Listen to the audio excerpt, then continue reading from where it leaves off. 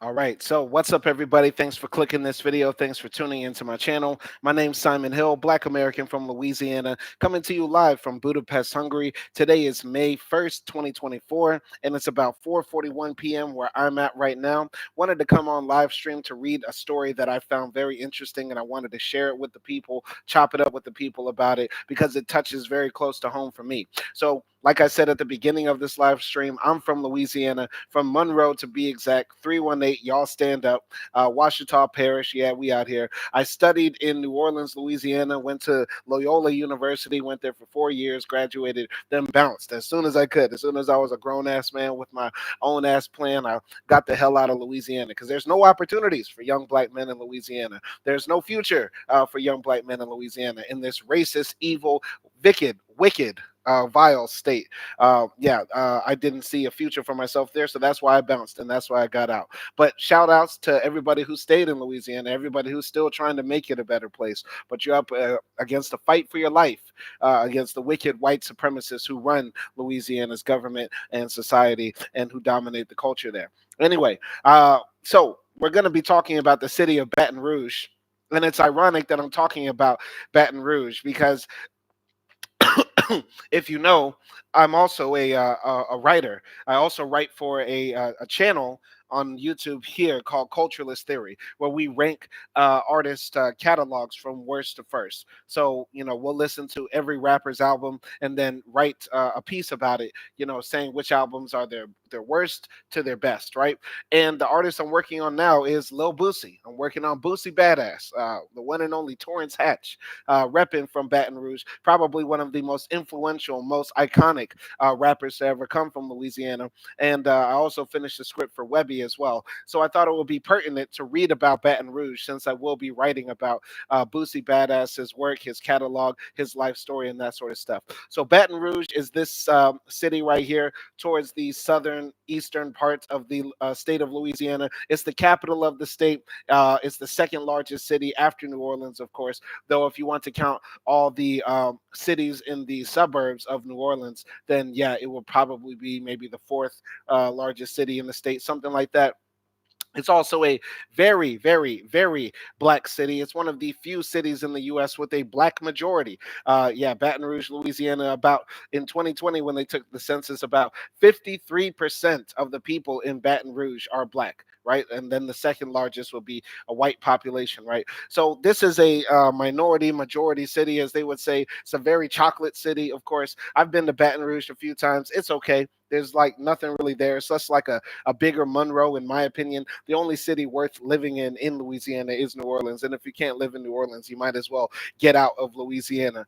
But Baton Rouge is a very black city, very chocolate city. And of course, it's a city plagued with a ton of gun violence. And if you know anything about gun violence in the U.S., black children are the number one people who suffer at the hands of gun violence. Our children are the ones who are dying at the hands of these murder weapons that proliferate our streets. And American society doesn't think it's pertinent to get rid of these weapons because it doesn't affect the dominant society the most. Meanwhile, our mothers and our sisters and our daughters have to cry over our black brothers who consistently fill up the graveyards at the hands of these murderous weapons, right? So I'm going to be reading this story from the New York Times about how Baton Rouge is trying to combat the gun violence that plagues its city and how this can also expand to help black men in different cities and different states, different regions across the US. So this is going to be a serious live stream. I know this is not drama.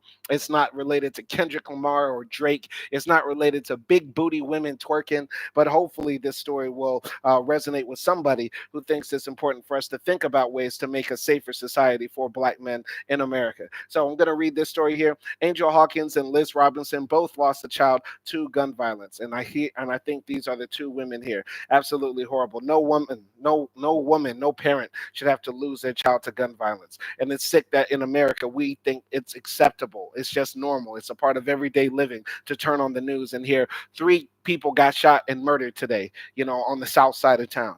Anyway, A city tries to measure the violence it's preventing. In Baton Rouge, a public safety experiment could help to answer a critical question. Do community efforts to reduce street violence work? This was written by Mark Obi, and the photographs were taken by Dean Majid, reporting from Baton Rouge, Louisiana, published on April 22nd, 2024.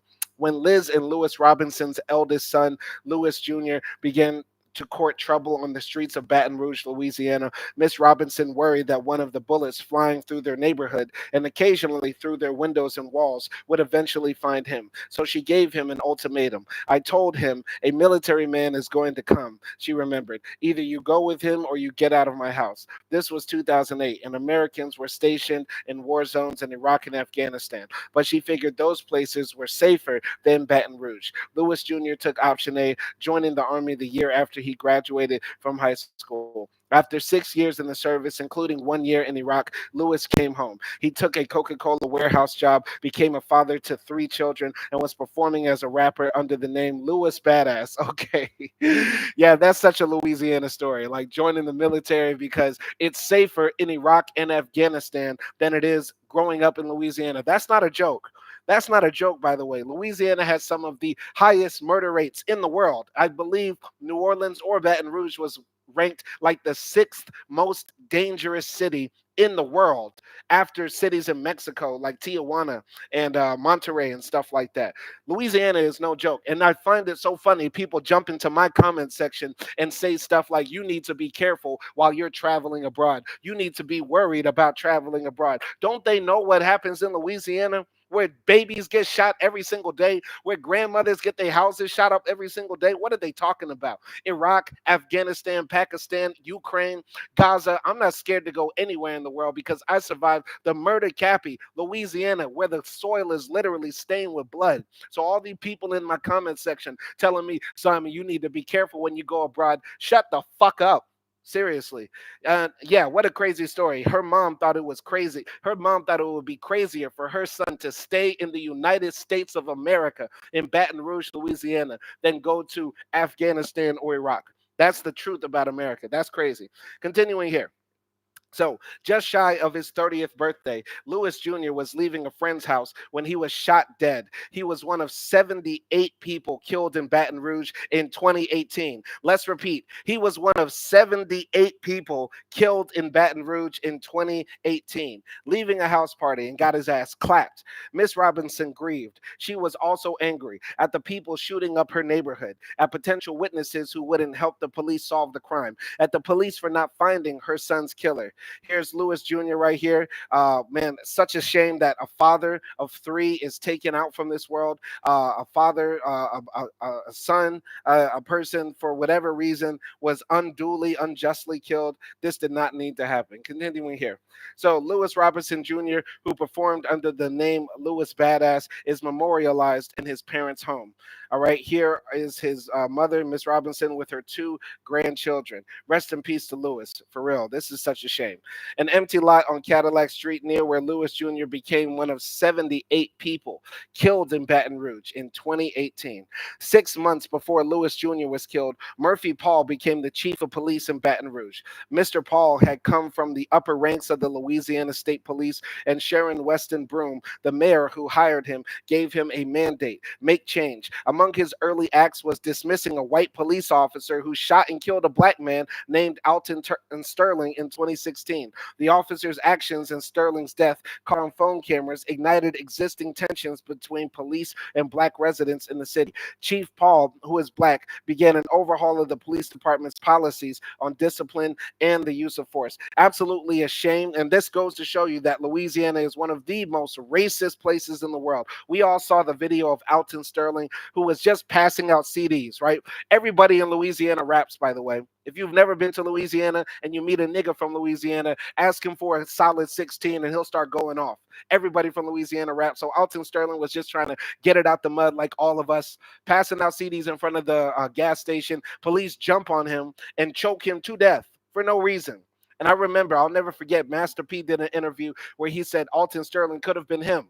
because Master P did the same thing, Boosie Badass did the same thing, Kevin Gates did the same thing. Think about how many great rappers, artists came out of Louisiana and they had to pass out CDs. And what did the police do to Alton Sterling? Jump on that black man and choke him until he died.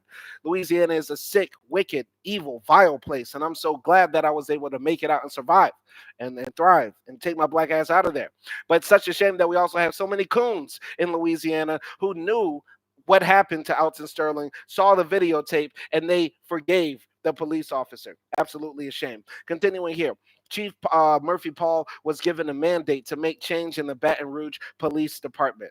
But reforming a mostly white police department in a black majority city was only part of the job. Just as urgent was confronting the street gun violence, what social scientists sometimes call community gun violence, that led to Lewis Jr.'s death. While mass shootings strike at seemingly random locations, concerts, parades, schools, community gun violence strikes dependably in the most disadvantaged city blocks. Apart from suicide, it is by far the deadliest use of guns in the United States and hits hardest in places where poverty and lack of opportunity give rise to crime. Homicide was the leading cause of death among black people between 15 and 24 in 2021. Let's repeat that. Homicide was the leading cause of death among black people between 15 and 24 in 2021, according to the Center for Disease Control and Prevention. In Baton Rouge, where just over half of the 221,000 residents are black, 85% of homicide victims in 2022 and 80% of homicide suspects were black, according to the study by the National Institute for Criminal Justice Reform. Let us repeat this. This is very important for all of you people out there who support the Second Amendment, who support gun rights, who say everybody should have a gun or we need responsible gun owners to protect us from the bad people with guns. Let us repeat this again. We have so many weapons in America, so many guns proliferate in America, that gun homicide, is the leading cause of death among black people between the ages of 15 and 24. Children, literal children. I don't care if you're 21, you a child to me, boy. You a child. 15 to 21, 15 to 24 years old. Number one cause of death for black people, homicide. In Baton Rouge, half of the 200,000 people that live there, about 100 plus thousand black people, 85% of the homicide victims in 2022 were black. And 80% of the suspects were black. So we are literally killing each other and it needs to stop. Number one, we need to have love for black people. We need to love each other as a people. But secondly, we need to do something about getting the guns out of the streets, period. Because the more guns continue to proliferate, we will continue to see these homicides. It doesn't matter if we're all on code. It doesn't matter if, there's sensible gun reform or laws that prevent that. Because if we continue to allow the illegal gun market to persist, which is often fueled by the legal gun market, because people can buy a gun legally, then sell it illegally, and that becomes untraceable. This will continue to happen. We will have more dead black people on the streets. Think about these numbers. These are insane. It is safer in Iraq. It is safer in Afghanistan than it is in Louisiana, in the United States of America. Think about that. Black people between 15 and 24 in 2021, the leading cause of death was homicide. Baton Rouge, half of Baton Rouge's 220,000 residents are black. 85% of the victims of homicide were black, and 80% of the homicide suspects were black. Absolutely insane how many lives are lost and thrown away.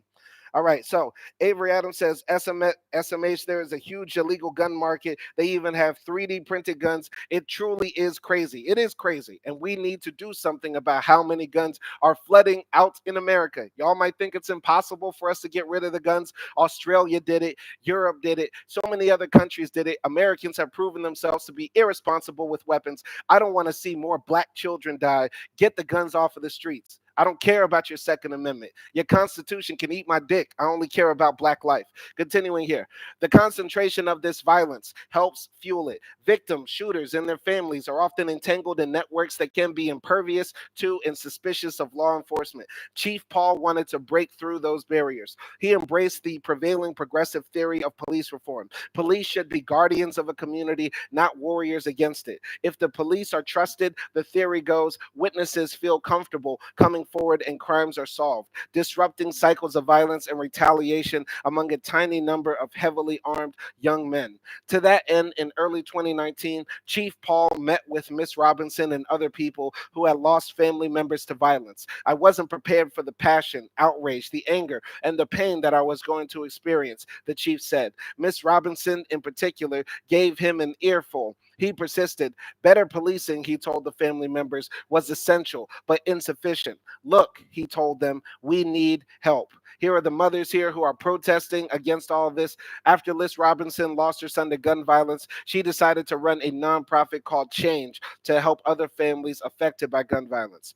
The chief promised to work with members of the community, directing more resources and police help to groups already trying to prevent violence. Moreover, in a new experiment, he would work within a broader public safety program run by the mayor's office and community groups, spreading responsibility for public safety beyond the police.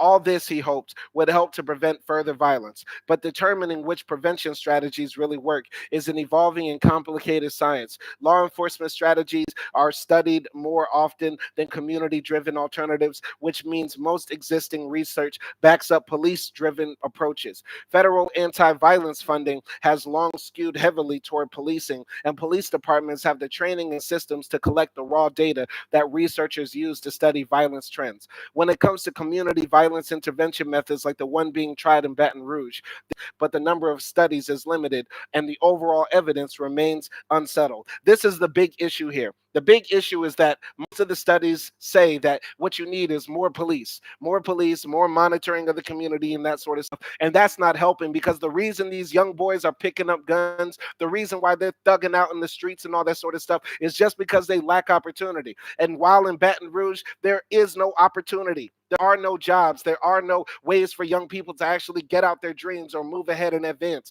In Louisiana, they make it harder to go to university. In Louisiana, they over police the young boys in elementary school. So they've already gotten suspended 3, 4, 5 times. Some of them even expelled from school. They don't have education. They're forced to then go into, minimum wage work, flipping burgers at Burger King or Wendy's, whatever, for, $7 an hour. Next thing you know, they're outside in the streets trying to get it how they live, and they wonder why they become thugs and become criminals and that sort of stuff. We need to create a more equitable society, especially in Louisiana, which has so much wealth. So much wealth, all the oil, all the gas right under the feet of Louisianians, and yet it's so hard for young black men in Louisiana to make a decent living. It's a shame. All right, Donnie Williams sent the thumbs up. Shout out to Donnie Williams. I would like to know what Donnie Williams actually thinks about these topics instead of just the thumbs up. But shout out to everybody coming in. Anyway, so, in recent years, however, hundreds of millions of dollars from private foundations and the Biden administration have gone into those alternatives, offering a genuine opportunity to study their effectiveness. It's exciting and it's a moment of some trepidation as well because there's a lot on the line, said Nina Rivera of Balmer Group, the lead private funder of the organization advising Baton Rouge's experimental program to help people on the ground, helping a teenager get a summer job or calming a street dispute before it boils over is a self-evident success. But funders and policymakers want quantifiable statistical evidence that these programs reduce violence overall. Future support nationwide hinges on the rigorous collection and analysis of that data. Baton Rouge is taking on the data collection challenge, and that means the people trying to prevent violence must learn a strange new language, complex, sometimes messy situations, offhand conversations with teenagers in schools, bedside visits to hospitals, emergency rooms, late night responses to chaotic crime scenes have to be translated into automized units that can flow into spreadsheets and databases and regression analysis. The process of codifying human interaction into orderly, ruthless statistics falls to teams of people whose preparation for this work often began with surviving violent traumas of their own. So basically, they're making these people do this data collection and all sorts of sheets and stuff like that to monitor how effective these programs are. But listen, we know the solution to poverty and crime and gun violence, and that's trying to alleviate lack of opportunity for people. We need more jobs out here. We need less racist police. We need a better education system for our young black men, so they're able to actually get opportunities as well.